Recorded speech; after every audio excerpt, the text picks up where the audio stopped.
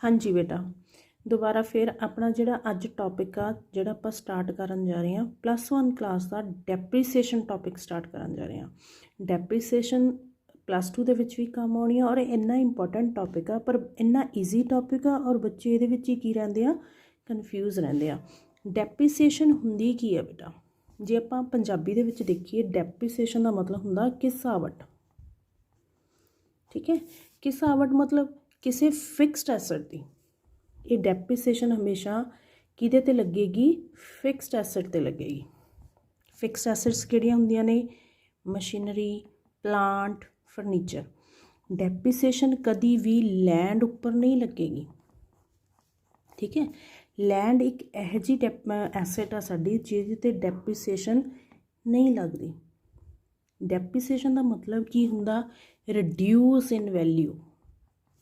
reduce in value of fixed assets। ठीक है, ਜਿਹੜੀ ਸਾਡੇ ਕੋਲ ਸਾਡੀ ਫਿਕਸਡ ਐਸਟ ਆ, ਜਦੋਂ ਉਹਦੀ ਕੀਮਤ ਘਟਦੀ ਆ, ਕਿਸੇ ਵੀ ਕਾਰਨ ਘਟਦੀ ਆ, ਤਾਂ ਉਹਨੂੰ ਕੀ ਕਿਹਾ ਜਾਂਦਾ? ਡੈਪਰੀਸੀਏਸ਼ਨ ਕਿਹਾ ਜਾਂਦਾ। ਡੈਪਰੀਸੀਏਸ਼ਨ ਲਗਾਉਣ ਦਾ ਰੀਜ਼ਨ ਕੀ ਆ? ਕਿਉਂ ਡੈਪਰੀਸੀਏਸ਼ਨ ਬੁੱਕਸ ਦੇ ਵਿੱਚ ਲਗਾਈ ਜਾਂਦੀ ਆ? ਹਰ ਵਾਰ ਜਦੋਂ ਅਸੀਂ ਅਕਾਊਂਟ ਮੇਨਟੇਨ ਕਰਦੇ ਹਾਂ ਆਪਣੀਆਂ ਫਿਕਸਡ ਐਸਟ ਦੇ ਉੱਤੇ ਡੈਪਰੀਸੀਏਸ਼ਨ ਕਿਉਂ ਲਗਾਉਂਦੇ ਹਾਂ? ਫਸਟ ਰੀਜ਼ਨ ਹੁੰਦਾ ਬੇਟਾ ਐਕਚੁਅਲ ਕਾਸਟ ਫਾਈਂਡ ਆਊਟ ਕਰਨ ਦਾ। ਐਕਚੁਅਲ ਕਾਸਟ ਕਹਿ ਲਓ, ਐਕਚੁਅਲ ਐਕਸਪੈਂਸਿਸ ਕਹਿ ਲਓ। ਠੀਕ ਹੈ, ਕਿਸੇ ਪ੍ਰੋਡਕਟ ਨੂੰ ਬਣਾਉਣ ਦੇ ਉੱਤੇ ਸਾਡੀ ਅਸਲ ਵਿੱਚ ਖਰਚਾ ਕਿੰਨਾ ਆਇਆ। ਬਾਕੀ ਖਰਚੇ ਤਾਂ ਅਸੀਂ ਲਿਖਦੇ ਹਾਂ, ਅਸੀਂ ਰੈਂਟ ਪੇ ਕੀਤਾ, ਅਸੀਂ ਵੇਜਿਸ ਪੇ ਕੀਤੀਆਂ, ਅਸੀਂ ਸੈਲਰੀਜ਼ ਪੇ ਕੀਤੀਆਂ, ਬਟ ਉਹਨਾਂ ਨੂੰ ਪ੍ਰੋਡਕਟ ਨੂੰ ਬਣਾਉਣ ਦੇ ਲਈ ਜਿਹੜੀ ਸਾਡੀ ਮਸ਼ੀਨਰੀ ਚੱਲੀ ਆ, ਉਹਦੀ ਕਾਸਟ ਨੂੰ ਮੇਨਟੇਨ ਕਰਨ ਦੇ ਲਈ, ਉਹਦੀ ਕਾਸਟ ਨੂੰ ਲਗਾਉਣ ਦੇ ਲਈ ਅਸੀਂ ਉਹਦੇ 'ਤੇ ਕੀ ਲਗਾ ਦਿੰਦੇ ਹਾਂ? ਡੈਪਰੀਸੀਏਸ਼ਨ ਲਗਾ ਦਿੰਦੇ ਹਾਂ। ਸੈਕਿੰਡ ਰੀਜ਼ਨ ਕੀ ਹੁੰਦਾ ਲਗਾਉਣ ਦਾ? ਐਕਚੁਅਲ ਪ੍ਰੋਫਿਟ ਔਰ ਲਾਸ ਫਾਈਂਡ ਆਊਟ ਕਰਨ ਦੀ। Actual profit and loss find out ਕਰਨ ਦੇ ਲਈ ਅਸੀਂ ਕੀ ਲਗਾਉਂਦੇ ਹਾਂ? ਡੈਪਰੀਸੀਏਸ਼ਨ ਲਗਾਉਂਦੇ ਹਾਂ। ਮੈਂ ਕਹਿ ਰਹੀ ਹਾਂ ਕਿ ਮੈਂ ਇੱਕ ਪ੍ਰੋਡਕਟ ਤਿਆਰ ਕੀਤਾ, ਉਹਦੇ 'ਤੇ ਜਿਹੜਾ ਖਰਚਾ ਆਇਆ ਉਹ 100 ਰੁਪਏ ਆਇਆ। ਠੀਕ ਹੈ, ਹੁਣ ਮੈਂ 100 ਦਾ ਤਾਂ ਵੇਚੂੰਗੀ ਨਹੀਂ ਬੇਟਾ, 120, 110, 150 ਇੱਦਾਂ ਵੇਚੂੰਗੀ। ਪਰ ਇਹ 100 ਦੇ ਵਿੱਚ ਜਿਹੜੀ ਮੇਰੀ ਮਸ਼ੀਨਰੀ ਚੱਲੀ ਆ, ਜੋ ਮੈਂ ਟੂਲਸ ਯੂਜ਼ ਕੀਤੇ ਨੇ, ਕਿਤੇ ਨਾ ਕਿਤੇ ਜਾ ਕੇ ਉਹਨਾਂ ਦੀ ਕੀਮਤ ਵੀ ਤਾਂ ਕੀ ਹੋਈ ਆ? ਘੱਟ ਹੋਈ ਆ ਨਾ। ਤਾਂ ਮੈਂ ਉਹ ਵੀ ਵਿੱਚ ਐਡ ਕਰੂੰਗੀ, ਉਹਨੂੰ ਹੀ ਅਸੀਂ ਕੀ ਕਹਿ ਦਿੰਦੇ ਹਾਂ? ਡੈਪਰੀਸੀਏਸ਼ਨ ਕਹਿ ਦਿੰਦੇ ਹਾਂ। Third point, to find out the real cost of fixed asset. ਜਿਹੜਾ ਸਾਡਾ ਐਸਟ ਆ ਸਾਡੇ ਕੋਲ, ਜਿਹੜੀ ਸਾਡੀ ਮਸ਼ੀਨਰੀ ਆ ਸਾਡੇ ਕੋਲ, ਉਹਦੀ ਐਕਚੁਅਲ 'ਚ ਹੁਣ ਕਾਸਟ ਕਿੰਨੀ ਹੈ, ਕਿੰਨੀ ਕੀਮਤ ਦਾ ਉਹ ਵਿਕਣਾ ਚਾਹੀਦਾ ਜਾਂ ਕਿੰਨਾ ਕੀਮਤ ਦਾ ਸਾਡੇ ਕੋਲ ਹੈ, ਉਹ ਫਾਈਂਡ ਆਊਟ ਕਰਨ ਦੇ ਲਈ ਵੀ ਅਸੀਂ ਕੀ ਲਗਾਉਂਦੇ ਹਾਂ? ਡੈਪਰੀਸੀਏਸ਼ਨ ਲਗਾਉਂਦੇ ਹਾਂ। ਜਦੋਂ ਅਸੀਂ ਬੁੱਕਸ ਰੀਡ ਕਰਦੇ ਹਾਂ ਨਾ ਬੇਟਾ ਆਪਣੀਆਂ ਅਕਾਊਂਟਿੰਗ ਦੀਆਂ, ਤਾਂ ਉਹਨਾਂ ਵਿੱਚ ਸਾਨੂੰ ਇਹ ਦੱਸਿਆ ਜਾਂਦਾ ਕਿ ਅਸੀਂ ਡੈਪਰੀਸੀਏਸ਼ਨ ਲਗਾਉਂਦੇ ਹਾਂ।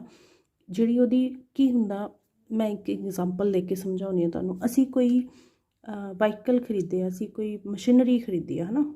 ਜਦੋਂ ਅਸੀਂ ਖਰੀਦੀ, ਉਹਦੀ ਕੀਮਤ ਸੀ 1 ਲੱਖ ਰੁਪਇਆ। ਠੀਕ ਹੈ, ਕਈ ਰੀਜ਼ਨ ਹੁੰਦੇ ਆ, ਤੁਸੀਂ ਚਾਹੇ 10 ਦਿਨ ਬਾਅਦ, ਸਾਲ ਬਾਅਦ ਉਹਨੂੰ ਵੇਚੋ, ਤਾਂ ਤੁਹਾਡੀ 1 ਲੱਖ ਦੀ ਥੋੜ੍ਹੀ ਨਾ ਸੇਲ ਹੋਏਗੀ। ਉਹਦੀ ਜਿਹੜੀ ਕੀਮਤ ਆ ਉਹ ਕੀ ਜਾਏਗੀ? ਡਾਊਨ ਜਾਏਗੀ। ਮੈਂ ਪਹਿਲਾਂ ਦੱਸ ਚੁੱਕੀ ਹਾਂ, ਸਿਰਫ ਇੱਕ ਲੈਂਡ ਆ ਜਿਹਦੀ ਕੀਮਤ ਰਿਡਿਊਸ ਨਹੀਂ ਹੁੰਦੀ, ਇਨਕਰੀਜ਼ ਹੀ ਹੁੰਦੀ ਆ, ਐਕਸੈਪਟ ਇਹਦੇ ਤੋਂ ਬਾਕੀ ਜਿੰਨੀਆਂ ਫਿਕਸਡ ਐਸਟਸ ਨੇ ਉਹਨਾਂ ਦੀ ਕੀਮਤ ਕੀ ਹੋ ਜਾਏਗੀ? ਘਟ ਜਾਏਗੀ। ਕਿਉਂ ਘਟੇਗੀ? ਕਿਉਂਕਿ ਤੁਸੀਂ ਉਹ ਓਲਡ ਹੋ ਚੁੱਕੀ ਆ। ਠੀਕ ਹੈ, ਦੂਸਰਾ ਰੀਜ਼ਨ ਕੀ ਹੋ ਸਕਦਾ? ਉਹਦਾ ਮਾਡਲ ਪੁਰਾਣਾ ਹੋ ਚੁੱਕਿਆ, ਟੈਕਨੀਕਸ ਪੁਰਾਣੀਆਂ ਹੋ ਚੁੱਕੀਆਂ ਨੇ। ਹੋ ਸਕਦਾ ਨਵੀਆਂ ਟੈਕਨੀਕਸ ਦੀਆਂ ਪ੍ਰੋਡਕਟਸ ਆ ਚੁੱਕੇ ਹੋਣ, ਨਵੀਂ ਟੈਕਨੀਕ ਦੀ ਮਸ਼ੀਨਰੀ ਆ ਗਈ ਹੋਵੇ। ਜਿੱਦਾਂ ਆਪਾਂ ਮੋਬਾਈਲ ਫੋਨ ਦੀ ਗੱਲ ਕਰੀਏ, ਹੈ ਨਾ, ਮੋਬਾਈਲ ਫੋਨ ਦੇ ਵਰਜ਼ਨ ਆ ਜਿਹੜੇ ਲੇਟੈਸਟ ਆਉਂਦੇ ਰਹਿੰਦੇ ਆ। ਐਪਲ ਕਿੰਨਾ ਫੇਮਸ ਬ੍ਰੈਂਡ ਆ, ਕਿੰਨਾ ਵਧੀਆ ਬ੍ਰੈਂਡ ਆ, ਹੈ ਨਾ, ਪਰ ਜਦੋਂ ਉਹਦਾ 12 ਪ੍ਰੋ ਜਾਂ ਕੁਛ ਵੀ ਆ, ਉਹਦੀ ਕੀਮਤ ਉਹ ਨਹੀਂ ਨਾ ਰਹਿੰਦੀ। ਅਗਰ ਤੁਸੀਂ ਲੈ ਕੇ ਉਹਨੂੰ ਵੇਚੋ ਤਾਂ ਉਹਦੀ ਕੀਮਤ ਕੀ ਹੋ ਜਾਣੀ ਆ? ਡਾਊਨ ਚਲੀ ਜਾਣੀ ਆ। ਕਿਉਂ? ਕਿਉਂਕਿ ਉਹਦੀ ਟੈਕਨੀਕ ਪੁਰਾਣੀ ਹੋ ਚੁੱਕੀ ਆ, ਨਵੇਂ ਲੇਟੈਸਟ ਮਾਡਲ ਆ ਚੁੱਕੇ ਨੇ। ਠੀਕ ਹੈ, ਤੁਸੀਂ ਯੂਜ਼ ਕਰ ਚੁੱਕੇ ਹੋ ਉਹਨੂੰ। ਯੂਜ਼ ਕਰਨ ਦੇ ਨਾਲ ਵੇਅਰ ਐਂਡ ਟੇਅਰ ਮਤਲਬ ਤੋੜ ਭੰਨ ਹੋ ਜਾਂਦੀ ਆ। ਠੀਕ ਹੈ, ਇਸੇ ਚੀਜ਼ ਨੂੰ ਜਦੋਂ ਉਹਦੀ ਕੀਮਤ ਘਟਦੀ ਹੈ, ਇਹਨੂੰ ਹੀ ਕੀ ਕਿਹਾ ਜਾਂਦਾ? ਡੈਪਰੀਸੀਏਸ਼ਨ ਕਿਹਾ ਜਾਂਦਾ। ਹੁਣ ਜਦੋਂ ਅਸੀਂ ਡੈਪਰੀਸੀਏਸ਼ਨ ਵਾਲਾ ਚੈਪਟਰ ਕਰ ਰਹੇ ਹਾਂ ਬੇਟਾ, ਕਰਦੇ ਟਾਈਮ ਜਿਹੜੀ ਮੇਨ ਚੀਜ਼ ਅਸੀਂ ਧਿਆਨ ਵਿੱਚ ਰੱਖਣੀ ਹੈ, ਕਨਫਿਊਜ਼ ਨਹੀਂ ਹੋਣਾ। ਸਭ ਤੋਂ ਪਹਿਲਾਂ ਡੇਟ, ਜਦੋਂ ਤੁਸੀਂ ਮਸ਼ੀਨਰੀ ਕੀ ਕੀਤੀ ਆ, ਪਰਚੇਜ਼ ਕੀਤੀ ਆ, ਹੈ ਨਾ। ਵਰਕਿੰਗ ਨੋਟਸ ਬਣਾ ਲਓ ਬੇਟਾ। ਵਰਕਿੰਗ ਨੋਟਸ ਦਾ ਮਤਲਬ ਕੀ ਹੁੰਦਾ, ਇੱਕ ਨੋਟਸ ਬਣਾਓ ਜਿਹਦੇ 'ਤੇ ਤੁਸੀਂ ਉਸ ਕੁਐਸਚਨ ਦਾ, ਜੋ ਤੁਹਾਨੂੰ ਕੁਐਸਚਨ ਗਿਵਨ ਆ, ਉਹਦਾ ਸਾਰਾ ਕਨਕਲੂਜ਼ਨ ਕੱਢ ਕੇ ਲੈ ਕੇ ਆਉਣਾ। ਫੋਰ ਐਗਜ਼ਾਮਪਲ, ਪਹਿਲਾਂ ਕੀ ਲਿਖੋ ਕਿ ਤੁਸੀਂ ਮਸ਼ੀਨਰੀ ਕਿੰਨੀ ਤਰੀਕ ਨੂੰ ਪਰਚੇਜ਼ ਕੀਤੀ ਆ, ਠੀਕ ਹੈ। ਡੇਟ ਲਿਖਦੇ ਟਾਈਮ ਇੱਕ ਚੀਜ਼ ਦਾ ਧਿਆਨ ਰੱਖਣਾ ਕਿ ਫਾਈਨੈਂਸ਼ੀਅਲ ਜਿਹੜਾ ਈਅਰ ਆ ਉਹ ਕਿੰਨਾ, 31 ਮਾਰਚ ਨੂੰ ਕਲੋਜ਼ ਹੋ ਰਿਹਾ ਜਾਂ 31 ਦਸੰਬਰ ਨੂੰ ਕਲੋਜ਼ ਹੋ ਰਿਹਾ। ਔਰ ਉਹ ਮਸ਼ੀਨਰੀ ਤੁਸੀਂ ਕਦੋਂ ਖਰੀਦੀ ਆ, 1 ਅਪ੍ਰੈਲ ਨੂੰ ਖਰੀਦੀ ਆ ਤਾਂ ਪੂਰੇ ਸਾਲ ਦੀ ਡੈਪਰੀਸੀਏਸ਼ਨ ਲੱਗੇਗੀ। 1 ਜਨਵਰੀ ਨੂੰ ਖਰੀਦੀ ਆ, ਅਗਰ 31 ਦਸੰਬਰ ਕਲੋਜ਼ਿੰਗ ਆ ਤਾਂ ਵੀ 1 ਈਅਰ ਦੀ ਲੱਗੇਗੀ, ਠੀਕ ਹੈ। ਇਨ ਬਿਟਵੀਨ ਕਿਸੇ ਵੀ ਮੰਥ ਦੇ ਵਿੱਚ ਖਰੀਦੀ ਆ, ਕਿਸੇ ਵੀ ਉਹਦੇ ਵਿੱਚ ਖਰੀਦੀ ਆ, ਫਿਰ ਡੈਪਰੀਸੀਏਸ਼ਨ ਉਨੇ ਮੰਥ ਦੀ ਲੱਗੇਗੀ। ਸੈਕਿੰਡ, ਤੁਸੀਂ ਕਿਹੜੀ ਚੀਜ਼ ਧਿਆਨ ਵਿੱਚ ਰੱਖਣੀ ਆ, ਡੈਪਰੀਸੀਏਸ਼ਨ ਕਿੰਨੀ ਲੱਗਣੀ ਆ, ਠੀਕ ਹੈ। 10% ਲੱਗਣੀ। ਇਹ ਚੀਜ਼ਾਂ ਵਰਕਿੰਗ ਨੋਟਸ ਦੇ ਵਿੱਚ ਨੋਟ ਕਰਨੀਆਂ ਨੇ। 10% ਆ, 9% ਆ, 12% ਆ, ਕਿੰਨੀ ਆ। ਥਰਡ, ਤੁਸੀਂ ਲਿਖਣੀ ਆ ਉਹਦੀ ਲਾਈਫ, ਹੈ ਨਾ, ਕਿੰਨਾ ਟਾਈਮ ਉਹ ਵੈਲਿਡ ਆ, ਕਿੰਨਾ ਟਾਈਮ ਉਹ ਚੱਲ ਸਕਦੀ ਆ। ਜਿੱਦਾਂ ਗੱਡੀਆਂ ਨੇ, ਵਾਹੀਕਲਸ ਨੇ, ਉਹਨਾਂ ਦੀ ਲਾਈਫ ਕਿਸੇ ਦੀ 10 ਈਅਰ ਹੁੰਦੀ ਆ ਔਨ ਰੋਡ, ਕਿਸੇ ਦੀ 15 ਈਅਰ ਹੁੰਦੀ ਆ। ਉੱਦਾਂ ਮੰਨ ਲਓ 10 ਈਅਰ ਆ ਉਹਦੀ ਲਾਈਫ ਆ ਜਿਹੜੀ, ਠੀਕ ਹੈ। ਫੋਰਥ ਚੀਜ਼ ਕੀ ਨੋਟ ਡਾਊਨ ਕਰਨੀ ਹੈ ਤੁਸੀਂ, ਉਹਦੀ ਸਕ੍ਰੈਪ ਵੈਲਿਊ। ਸਕ੍ਰੈਪ ਵੈਲਿਊ ਕੀ ਹੁੰਦੀ ਹੈ ਬੇਟਾ, ਅਗਰ 10 ਸਾਲ ਬਾਅਦ ਤੁਸੀਂ ਉਹਨੂੰ ਸੋਲਡ ਕਰਦੇ ਹੋ ਤਾਂ ਉਹ ਕਿੰਨੇ ਦੀ ਵਿਕੇਗੀ, ਠੀਕ ਹੈ। ਨੈਕਸਟ ਐਂਡ ਲਾਸਟ ਜੋ ਤੁਸੀਂ ਧਿਆਨ ਵਿੱਚ ਰੱਖਣਾ, ਸਕ੍ਰੈਪ ਵੈਲਿਊ ਤੋਂ ਬਾਅਦ ਤੁਹਾਡੀ ਸੋਲਡ ਕਿੰਨੇ ਦੀ ਹੋਈ ਆ, ਤੁਹਾਡੀ ਸੇਲ ਕਿੰਨੇ ਦੀ ਹੋਈ ਆ, ਠੀਕ ਹੈ। ਆਪਾਂ ਇੱਕ ਐਗਜ਼ਾਮਪਲ ਕਰ ਲੈਂਦੇ ਹਾਂ ਬੇਟਾ।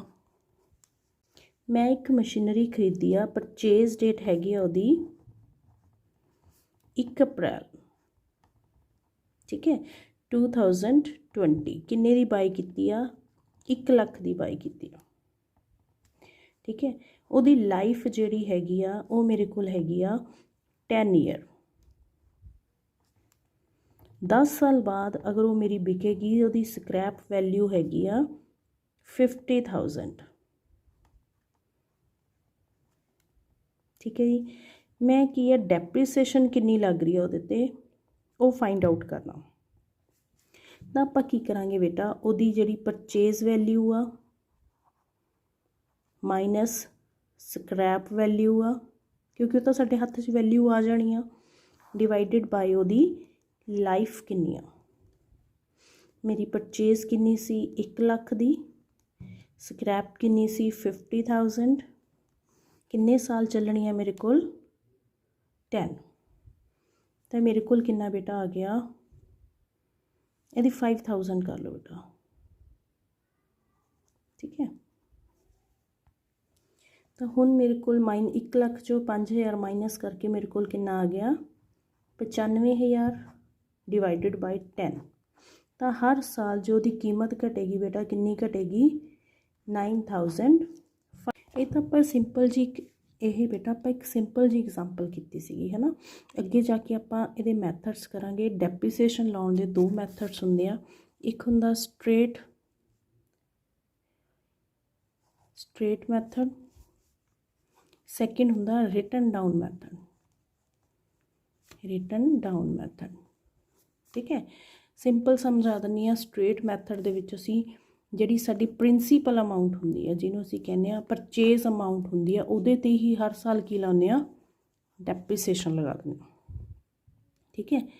ਰਿਟਨ ਡਾਊਨ ਮੈਥਡ ਦੇ ਵਿੱਚ ਕੀ ਹੁੰਦਾ, ਹਰ ਸਾਲ ਡੈਪਰੀਸੀਏਸ਼ਨ ਮਾਈਨਸ ਕਰਨ ਤੋਂ ਬਾਅਦ ਜੋ ਅਮਾਊਂਟ ਆਉਂਦੀ ਆ ਉਹਦੇ 'ਤੇ ਅਗਰ ਨੈਕਸਟ ਈਅਰ ਕੀ ਲੱਗਦੀ ਆ, ਡੈਪਰੀਸੀਏਸ਼ਨ ਲੱਗਦੀ ਆ, ਠੀਕ ਹੈ। ਹੁਣ ਅਗਰ ਆਪਾਂ ਡੈਪਰੀਸੀਏਸ਼ਨ ਦੀ ਸਿੰਪਲ ਜੀ ਗੱਲ ਕਰੀਏ ਤਾਂ ਡੈਪਰੀਸੀਏਸ਼ਨ ਕੀ ਆ, ਸਾਡੀਆਂ ਅਕਾਊਂਟਸ ਦੇ ਬੁੱਕ ਵਿੱਚ ਪਾਉਣਾ ਮੈਂਡੇਟਰੀ ਕਿਉਂ ਆ। ਇੱਕ ਤਾਂ ਸਾਨੂੰ ਸਾਡਾ ਐਕਚੁਅਲੀ ਪ੍ਰੋਫਿਟ ਐਂਡ ਲਾਸ ਪਤਾ ਲੱਗਦਾ, ਠੀਕ ਹੈ। ਕਈ ਵਾਰ ਅਸੀਂ ਇਹਨੂੰ ਨਾ ਹਾਂਜੀ ਅੱਗੇ ਜਾ ਕੇ ਤੁਹਾਨੂੰ ਇੰਪੋਰਟੈਂਸ ਪਤਾ ਲੱਗੇਗੀ ਇਹਦੀ, ਅਸੀਂ ਰਿਜ਼ਰਵ ਕੱਢ ਲੈਂਦੇ ਹਾਂ, ਰਿਜ਼ਰਵ ਫੰਡ ਕੱਢਦੇ ਹਾਂ। ਤੁਹਾਨੂੰ ਇੱਕ ਚੈਪਟਰ ਹੈ ਪ੍ਰੋਵੀਜ਼ਨ ਐਂਡ ਰਿਜ਼ਰਵਸ, ਉਹ ਵੀ ਆਪਾਂ ਕਿਸੇ ਦਿਨ ਡਿਸਕਸ ਕਰਾਂਗੇ। ਰਿਜ਼ਰਵ ਦਾ ਮਤਲਬ ਇਹ ਹੁੰਦਾ ਇੱਕ ਸਾਈਡ 'ਤੇ ਕਿਸੇ ਪਰਪਸ ਲਈ ਪੈਸੇ ਸਾਈਡ 'ਤੇ ਕੱਢ ਲੈਣੇ, ਰਿਜ਼ਰਵ ਕਰ ਲੈਣੇ। ਜਿੱਦਾਂ ਤੁਸੀਂ ਵੈਨ 'ਚ ਬੈਠਦੇ ਹੋ, ਕਿਸੇ ਨਾਲ ਦੇ ਬੱਚੇ ਦੀ ਸੀਟ ਰੋਕ ਲੈਂਦੇ ਹੋ ਜੀ, ਇੱਥੇ ਉਹਨੇ ਬੈਠਣਾ, ਤਾਂ ਤੁਸੀਂ ਉਹਦੇ ਲਈ ਸੀਟ ਕੀ ਕਰ ਰਹੇ ਹੋ, ਰਿਜ਼ਰਵ ਰੱਖ ਰਹੇ ਹੋ, ਹੈ ਨਾ। ਤਾਂ ਇੱਦਾਂ ਹੀ ਬਿਜ਼ਨਸ ਦੇ ਵਿੱਚ ਅਸੀਂ ਕੀ ਕਰਦੇ ਹਾਂ, ਜਿਹੜੀ ਅਸੀਂ ਡੈਪਰੀਸੀਏਸ਼ਨ ਲਾਉਂਦੇ ਹਾਂ ਅਮਾਊਂਟ ਆਉਂਦੀ ਤਾਂ ਸਾਡੇ ਕੋਲ ਹੀ ਆ, ਪ੍ਰੋਫਿਟ 'ਚੋਂ ਮਾਈਨਸ ਕਰਦੇ ਹਾਂ, ਪਰ ਸਾਡੇ ਕੋਲ ਪੈਸਾ ਹੈ ਤਾਂ ਅਸੀਂ ਉਹ ਪੈਸਾ ਇੱਕ ਸਾਈਡ ਕੱਢੀ ਜਾਂਦੇ ਹਾਂ। 10 ਸਾਲ ਬਾਅਦ ਉਹ ਪੈਸਾ ਬਣ ਜਾਂਦਾ, ਅਸੀਂ ਓਲਡ ਐਸਟ ਵੇਚ ਦਿੰਦੇ ਹਾਂ, ਉਸ ਪੈਸੇ ਦੇ ਨਾਲ ਨਿਊ ਐਸਟ ਖਰੀਦ ਲੈਂਦੇ ਹਾਂ। ਇਹ ਵੀ ਇੱਕ ਮੇਨ ਰੀਜ਼ਨ ਆ ਡੈਪਰੀਸੀਏਸ਼ਨ ਲਾਉਣ ਦਾ, ਠੀਕ ਹੈ। ਇੱਕ ਰੀਜ਼ਨ ਹੋਰ ਵੀ ਆ, ਤੁਸੀਂ ਟੈਕਸ ਤੋਂ ਰਿਲੈਕਸ ਹੁੰਦੇ ਹੋ। ਜਦੋਂ ਤੁਹਾਡਾ ਖਰਚਾ ਸ਼ੋ ਹੋ ਗਿਆ, ਤੁਹਾਡਾ ਲਾਸ ਸ਼ੋ ਹੋ ਗਿਆ, ਤਾਂ ਤੁਹਾਨੂੰ ਟੈਕਸ ਵੀ ਕੀ ਪਏਗਾ, ਘੱਟ ਪਏਗਾ, ਠੀਕ ਹੈ। ਡੈਪਰੀਸੀਏਸ਼ਨ ਵੈਸੇ ਆਪਾਂ ਕੀ ਮੰਨਦੇ ਹਾਂ, ਆਪਣਾ ਲਾਸ ਮੰਨਦੇ ਹਾਂ, ਕਿਉਂਕਿ ਤੁਹਾਡੀ ਫਿਕਸ ਐਸਟ ਦੀ ਜਿਹੜੀ ਅਮਾਊਂਟ ਆ ਉਹ ਕੀ ਹੋ ਰਹੀ ਆ, ਘੱਟ ਰਹੀ ਆ।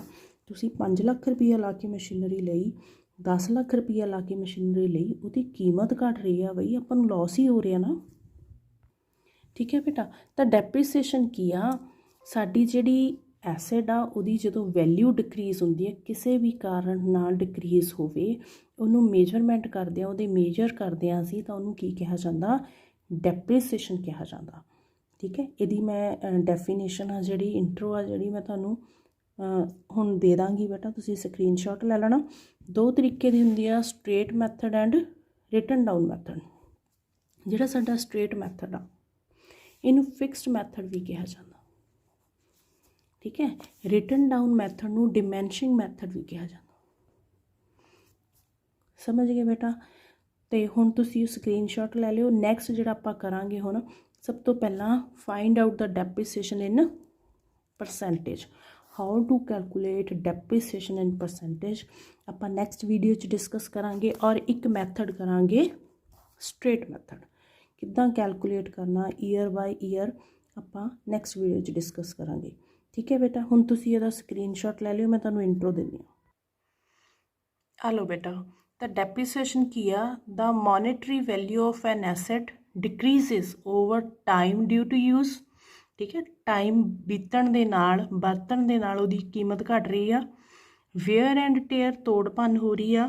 ਐਬਸੋਲੈਂਸਿਸ, ਦਿਸ ਡਿਕਰੀਜ਼ ਇਜ਼ ਮਈਅਰਡ ਐਜ਼ ਅ ਡੈਪਰੀਸੀਏਸ਼ਨ। ਤੁਸੀਂ ਕਿੱਦਾਂ ਮਈਅਰ ਕਰਦੇ ਹੋ ਉਹਨੂੰ, ਡੈਪਰੀਸੀਏਸ਼ਨ ਕਿਹਾ ਜਾਂਦਾ। Depreciation, a decrease in an asset's value may be caused by a number of other factors, ਕੋਈ ਵੀ ਕਾਰਨ ਹੋ ਸਕਦਾ, ਬਟ ਤੁਹਾਡੇ ਐਸਟ ਦੀ ਕੀਮਤ ਕੀ ਹੋਈ ਆ, ਡਿਕਰੀਜ਼ ਹੋਈ ਆ। as well as such as unfavorable market condition, ਮਤਲਬ ਮਾਰਕੀਟ ਦੀਆਂ ਜਿਹੜੇ ਹਾਲਾਤ ਆ, ਜਿਹੜੀ ਕੰਡੀਸ਼ਨ ਆ, ਤੁਹਾਡੇ ਐਸਟ ਦੇ ਫੇਵਰ ਵਿੱਚ ਨਹੀਂ ਹੈਗੀਆਂ। 2 ਤਰੀਕੇ ਦੇ ਹੁੰਦੇ ਆ, straight line method and written down method, ਠੀਕ ਹੈ ਜੀ ਬੇਟਾ। ਹੁਣ ਤੁਸੀਂ ਇਹਨਾਂ ਦੀ ਡੈਫੀਨੇਸ਼ਨ ਨੂੰ ਉਤਾਰ ਲਓ, ਲਿਖ ਲਓ, ਅਤੇ ਨੈਕਸਟ ਆਪਾਂ ਕਰਾਂਗੇ straight method and how to calculate depreciation in percentage. Thank you ਬੇਟਾ।